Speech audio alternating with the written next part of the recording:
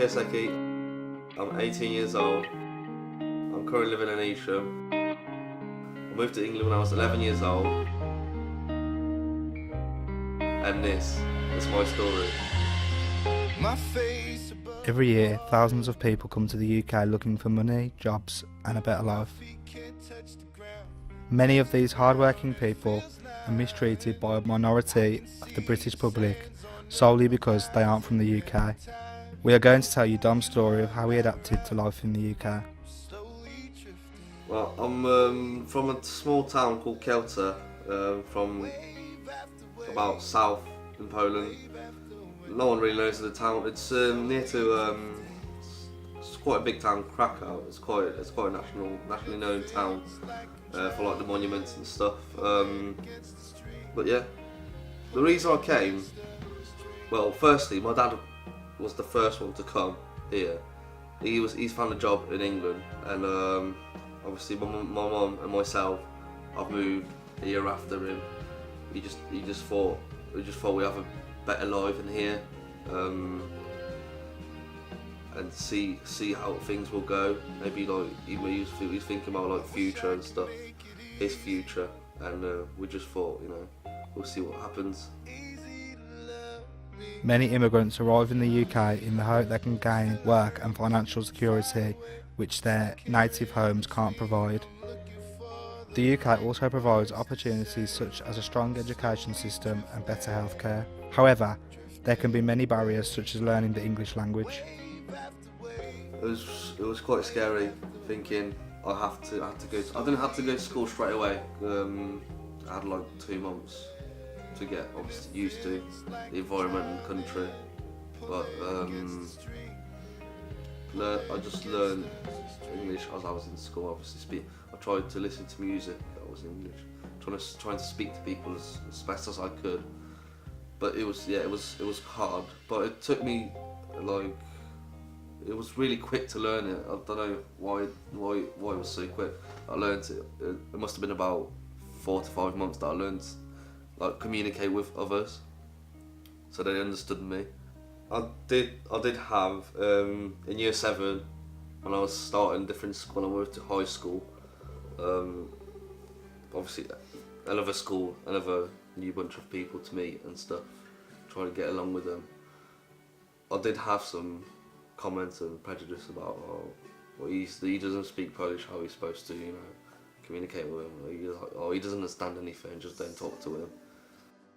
But yeah, I just got these kind of comments from people outside of school as well. From me in Evesham, when I was trying to hang around with, to meet new people and stuff in like town, my similar age. It was pretty hard. I mean, because you have to make that first good impression. I know you're still a kid, but you just have to kind of squeeze in and just don't worry about what they will say. Just be trying to be yourself. This country would give me plenty of stuff that I could not get in Poland. I mean, having a job, like for me, for example, now, having a part-time job, going to good school, learning what I want to do in my life, it makes me think that I would never have that in Poland. I would never be as close as I'm here now. And I mean, I could have plenty of more in here. You don't get that inspiration there. You don't get that courage to do anything. They don't give you they don't give you any ideas about it. You have to power through it when it's hard when you're below 18. Parents have the ultimate decision on a second chance to family life and stability, so they experience a different kind of stress and worry in the adjustment to British life. Na pewno jestem dumny z mojego syna, tak? Skończył szkołę.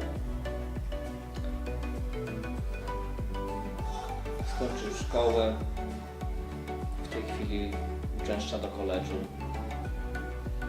Świetnie rozmawia po angielsku, po polsku, pisze, porozumiewa się w 2 językach w sposób biegły. Pracuje dodatkowo.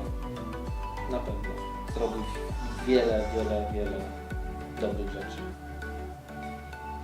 There were those days when I was still like 12, 13. I didn't have a lot of mates to talk to. I didn't have a lot of stuff to do because obviously, what can you do when you have no mates when you're a kid? Not going out, just staying in, and I was just getting bored and tired of it, and just, I was just keeping the feelings inside, but I didn't want to tell my parents about it because I knew it would upset them. But once I just broken down and I said I don't want to be here anymore because I can't handle it. But the support I got from my parents and the stuff they explained to me what I could do, it helped me a lot. Just powering through, being here, trying and get along with others, trying to meet someone, meet people, mates and stuff, to get along, start conversations, do something together, so you're not bored. At this age you have to have someone to talk to and stuff, not just your parents. Although many immigrants treat Britain as their home, can they really say that they feel British? I spent 11 years in Poland. I was raised in Poland. Our family, as I was saying earlier, our family in Poland, it's all coming back to the country where I was born. I don't think I could ever feel British, even if I have a British passport, even if I was living 30 years in England, I would still not feel British. And I will definitely not forget Polish language either. If I don't forget it, I'll do anything to learn it back. If I lose the important bits, because I know how important it is to have that as your main language, because your family speaks that language. If you think about it, you lose this language, well, how would other things work? So definitely no. Dom's story has a positive outcome, yet not all immigrants are as fortunate and don't receive the support Dom has had. So think twice about discrimination against immigrants. Nazywam się Dominik Piasecki. Jestem oficjalnie z Polski. To była moja historia. Dziękuję za wysłuchanie.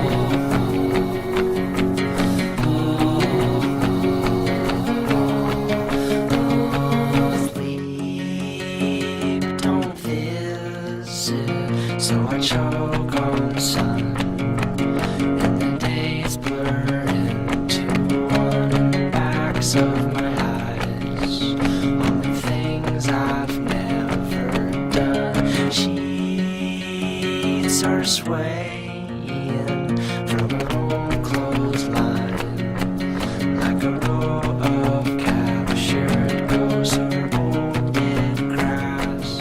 There's never much, but we've made them most. Welcome home.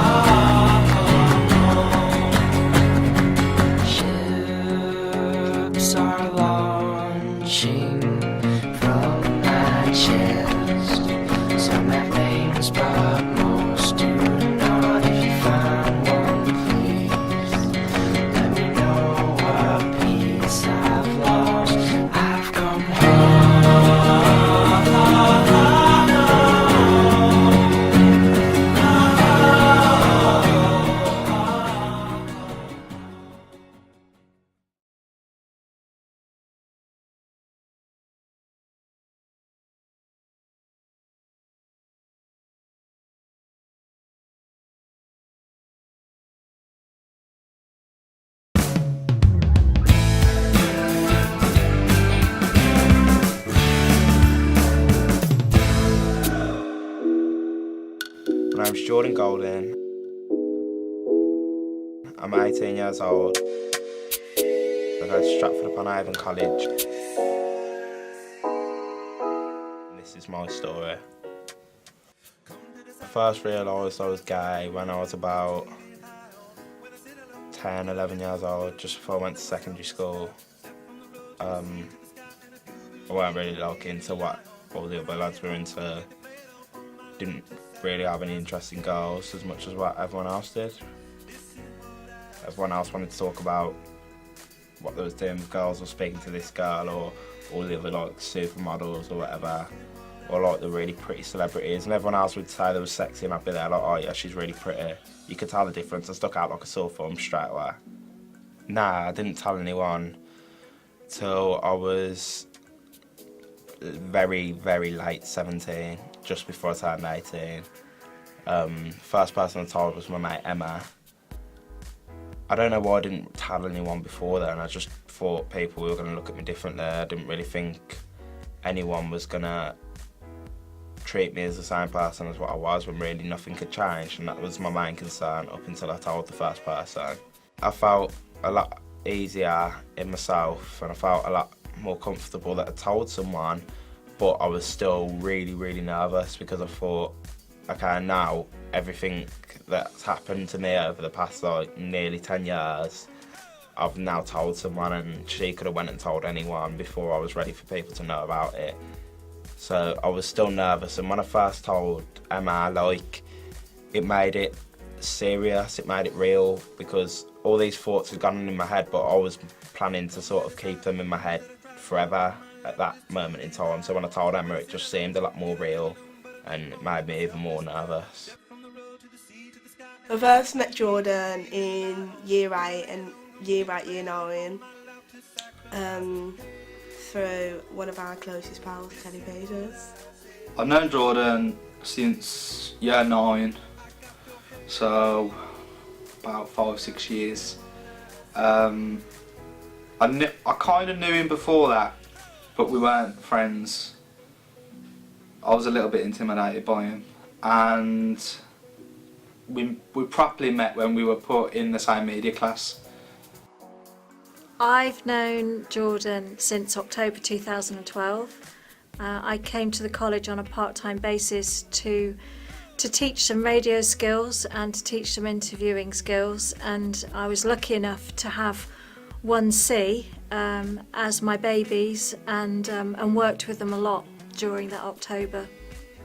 When he first told me, he was really scared about it. He was nervous to tell other people, but he seems quite confident about it now. He is scared to do this documentary and tell everyone, but I think it would just make him even stronger than he is. No one on the planet has got a right to tell him about himself, really. Not about himself, but about this particular subject. You know, there's nothing wrong with it at all. He's gay, so what? I know a few people that would rather not be here than come out gay. Do you know what I mean? I think that's quite worrying. I think it's quite alarming. I know I used to be like that. I would have rather just not been here than tell people that I was gay because of. And that's not because I was ashamed of myself. I was more worried about everyone else being ashamed of me. I was worried about my family being ashamed of me, my mates being ashamed of me.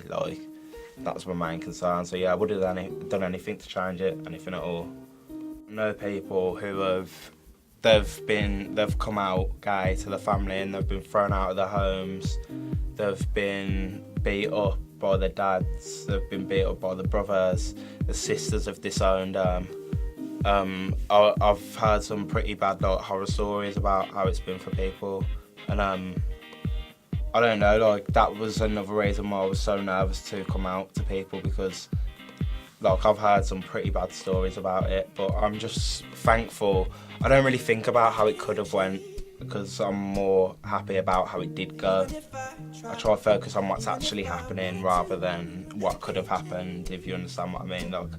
I'm just sort of glad that my experience has been positive so far. It may not be for much longer, but so far it has been good, and couldn't really knock anyone for that. When it comes to my family, like, I really couldn't say anything more about them than, like, they have just been amazing. I was most nervous about telling them, obviously, because it's your family, you see them every day, you're going to see them every day for the rest of your lives, and obviously, like, I'm only 18, so I haven't really met anyone that I love as much as my family yet. So I was most nervous about telling them, but my mum in particular just keeps letting me know how proud she is of me over it, so it's just, I don't know, I'm really, really glad I told her. I'm really, really glad I told all my family, because they've just been supporting me all the way. And like, they let me know the dangers that are out there, but they still let me know to be proud of myself and to be true to myself and to not be ashamed of it and to be able to hold my head higher as I'm walking around, and that's what they've taught me, so I'm thankful for that. So. From my heart, honestly, I always knew, and I'm happy that when you're happy. I always say it, if my kids are happy and somebody could love them as much as I love them, then I'm a happy mum and I've achieved what I wanted to do. And to be honest, I hated Jordan when he was straight. So just because he's gay, I still hate. No, I'm joking. I love Jordan to pieces. Whether he's gay or straight, he'll always be my brother, and I just love him. Like, he's my best friend. And I mean, he was mentioned about his nan as well. His nan knew. We all knew from when he started wearing Kaylee's tights on his head, from when he was younger, and romping and away. cried because he never got the main part in Greece. And danced to Spice Girls with Natalie over and over again. We knew. That's when you know. But it doesn't matter. You are who you are, and I love you regardless. When Jordan came out to me, it wasn't a shock. It was a relief. It was a relief for him. I could see it in his eyes. It was a relief for his mum, who is just as adorable as Jordan is. Obviously, me and Jordan don't do soppy stuff, but I'd tell him that I was proud of him and for what he's doing, and it's a really brave thing to do, and that I'll always be here for him.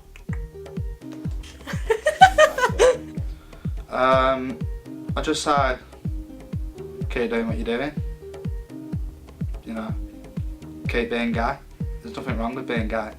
You know, be gay, do gay things, do whatever you want to do.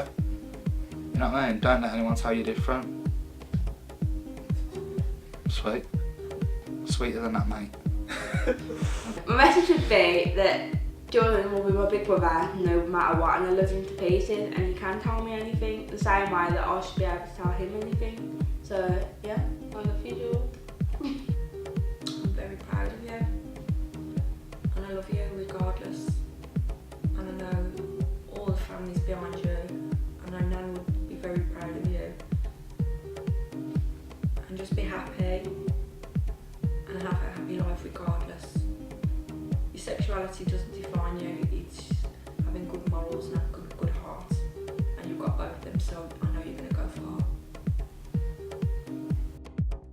To anyone who's in my position or my situation, I'd definitely say to them not to beat yourself up over it, because things are changing at the moment, and you don't need to be worried about it anymore, because I spent so long beating myself up over it and worrying about what like other people were going to think and what my mates were going to think and what my family were going to think. And now I really, really wish that I didn't. Like, all those nights that I stayed up and I weren't sleeping the whole night, and all those like arguments that I'd have with people if they said anything to me about being gay. My experiences now are better than what they were before I come out gay. So everyone's got to do it in their own time, and everyone will know when they're ready to, but it's not something that people need to worry about, and it's not something that you need to lose sleep over or stress over or get upset over. You should be proud of yourself. My name's Jordan Golding, I'm 18, I'm gay, and this was my story.